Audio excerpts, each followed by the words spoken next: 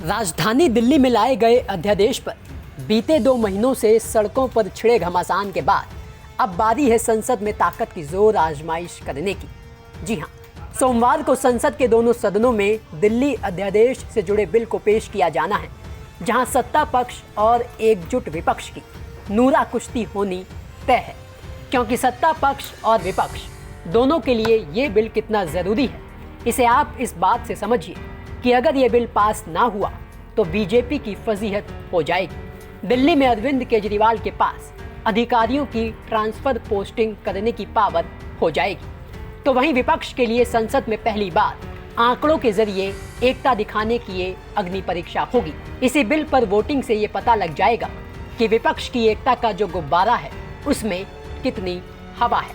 यही वजह है कि जैसे ही सरकार ने सदन में ये जानकारी दी कि सोमवार को दिल्ली अध्यादेश से जुड़ा बिल पेश किया जाना है, जहां अरविंद केजरीवाल को सपोर्ट करने का वादा कर चुकी और इंडिया अलायंस में शामिल सभी विपक्षी पार्टियों ने अपने सांसदों को व्हिप जारी कर ये फरमान सुना दिया है कि किसी भी हालत में सोमवार को संसद में हाजिर रहें और दिल्ली अध्यादेश से जुड़े बिल पर सरकार के खिलाफ वोट करें।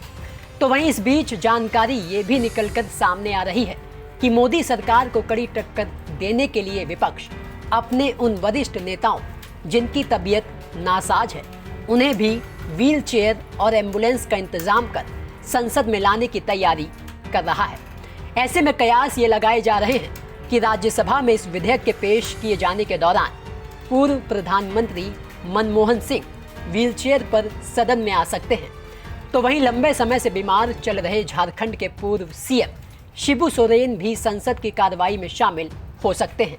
इसके अलावा जदयू के सांसद वशिष्ठ नारायण सिंह भी एम्बुलेंस से संसद पहुंच सकते हैं। अब विपक्ष की इसी तैयारी से यह अंदाजा लगाया जा सकता है कि यह अध्यादेश सिर्फ दिल्ली और अरविंद केजरीवाल का ही मसला नहीं रहा, बल्कि अब यह मोदी सरकार को विपक्षी एकता की ताकत दिखाने का हथियार बन गया है।